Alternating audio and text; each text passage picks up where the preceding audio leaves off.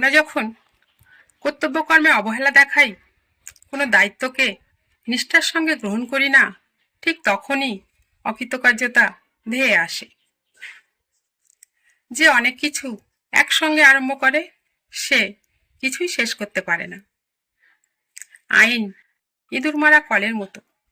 এর শরণাপন্ন হওয়া খুব সহজ, কিন্তু এর থেকে বার হওয়া তত সহজ নয়।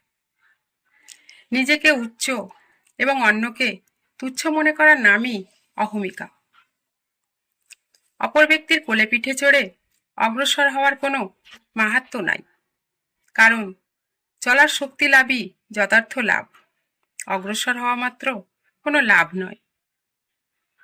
অজ্ঞ হওয়া যত না লজ্জার, তার চেয়ে বেশি লজ্জার বিষয় হচ্ছে শিখতে না চাওয়া। ন্যায় বিচারের রূপ একটি, অত্যাচারের শত রূপ। এই কারণেই ন্যায় বিচার করা অপেক্ষা অত্যাচার করা খুব সহজ কাজ। তিনটি ব্যাপারে খুব সতর্ক থাকা উচিত। ১. অতিরিক্ত খাওয়া। ২. অতিরিক্ত শয়ন করা। এবং ৩. অতিরিক্ত কথা বলা। বুদ্ধিমানরা কোনো কিছু প্রথমে অন্তর দিয়ে অনুভব করে, তারপরে সে সম্বন্ধে মন্তব্য করে। নির্বোধরা প্রথমেই মন্তব্য করে বসে এবং পরে চিন্তা করে। প্রকৃতিতে যেমন এক ঋতুর পর আরেক ঋতু আসে, মানুষের মনেও তেমনি ভিন্ন বয়সে ভিন্ন অনুভূতি জাগে।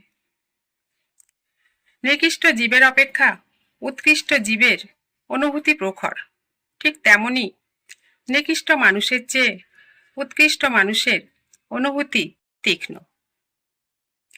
অনুশীলনের ওপরই সবকিছু নির্ভর করে, অথচ এই কষ্টের ঝুঁকিটুকু নিতে বেশিরভাগ মানুষই নারাজ হয়। যা অতীত, যা মৃত, যা হারিয়ে গেছে, জ্ঞানী ব্যক্তি কখনো তার জন্য অনুশোচনা করে না। জ্ঞানী আর মূর্খের মধ্যে এটাই হলো পার্থক্য। বিখ্যাত লোকদের শুধু প্রশংসা না করে তাদের অনুসরণ করা উচিত। জীবনে উন্নতি হবে। একজন আহত ব্যক্তি তার যন্ত্রণা যত সহজে ভুলে যায়, একজন অপমানিত ব্যক্তি তত সহজে তার অপমান ভুলতে পারে না। সাধারণত অপমান হয় দুটি জিনিসে। প্রথমত অজ্ঞতায়, দ্বিতীয়ত পরনির্ভরশীলতায়। বিচারের ভয়ে যে পালিয়ে বেড়ায়, সে তার নিজের অপরাধ স্বীকার করে। মন্দ লোকেরা তাদের অপরাধগুলো লুকাতে চেষ্টা করে, আর ভালো লোকেরা সেগুলো পুরোপুরি পরিত্যাগ করার চেষ্টা করে। দুষ্কর্মের প্রকৃত অনুতাপকারী এবং যে কখনো দুষ্কর্ম করেনি, এদের মধ্যে কোনো পার্থক্য নেই। সৎ স্বভাব ও সুন্দর আচরণই পূর্ণ, আর যে বিষয় সম্পর্কে নিজের মনে দ্বিধা জাগে এবং লোকসমাজে যা প্রকাশ হওয়া অপছন্দের, সেটাই পাপ। যে ব্যক্তি নিজের ভাগ্য পরিবর্তনের চেষ্টা করে না, ঈশ্বর তাকে ভাগ্য পরিবর্তনে কখনো সাহায্য করে না। অত্যাচারীর বিরুদ্ধে অত্যাচারিতের অন্তরে যে বিদ্বেষাগ্নির জন্ম হয়, তা অত্যাচারীকে ভস্ম করেই ক্ষান্ত হয় না। সে আগুনের শিখায় অনেক কিছুই দগ্ধীভূত হয়।